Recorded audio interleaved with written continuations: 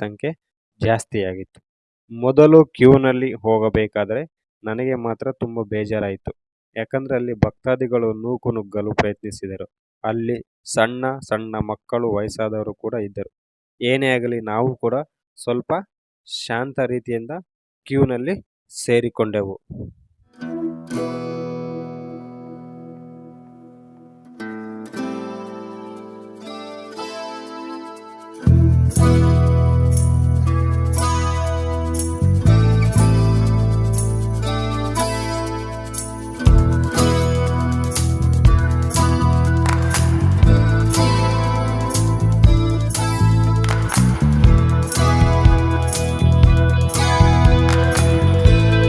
ಪ್ರಸಾದವನ್ನು ಸ್ವೀಕರಿಸಲು ಸುಮಾರು 1.5 ಗಂಟೆ ಸಾಲಿನಲ್ಲಿ ಕಾಯಬೇಕಾಗಿತ್ತು. ಅಷ್ಟು ಜನಸಂಖ್ಯೆ ಸೇರಿತ್ತು. ಬನ್ನಿ, ನಿಮ್ಮನ್ನು ಕೂಡ ಒಳಗಡೆ ಕರೆದುಕೊಂಡು ಹೋಗುತ್ತೇನೆ. ನಾನು ಕೂಡ ನೋಡಿಲ್ಲ, ಸೊ ಬನ್ನಿ ಹೋಗೋಣ. ಇವಾಗ ಬಂದ್ಬಿಟ್ಟು ಭೋಜನ ಶಾಲೆಗೆ ಎಂಟ್ರಿ ನಾವು. ಸೊ ದಿಸ್ ಇಸ್ ಭೋಜನ ಶಾಲೆ. ಊಟೋಪಚಾರ ಬಂದು ನಾವು ಸಾಲಿನಲ್ಲಿ ನಿಂತುಕೊಂಡು ಹೋಗಬೇಕು. ಆವಾಗ ತಟ್ಟೆ ಕೊಡುತ್ತಾರೆ. ಹಾಗೆಯೇ ಮುಂದೆ ಸಾಗಿದರೆ ಸಾಲಿನಲ್ಲಿ ಪ್ರಸಾದ ನೀಡುತ್ತಾರೆ.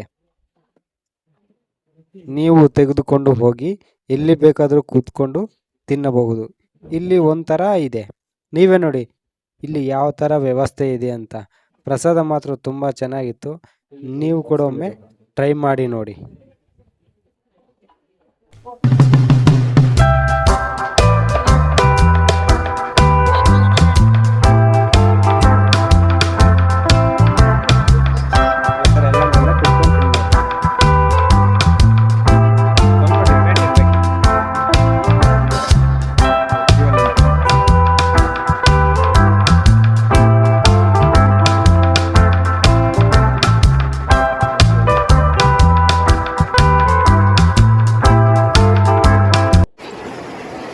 ಈ ಥರ ತಟ್ಟೆ ಕೊಡ್ತಾರೆ.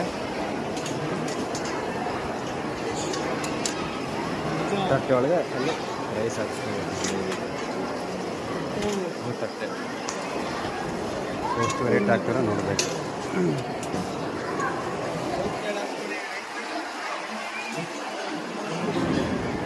ಇದೆಲ್ಲ ಹಾಕ್ತಾರೆ.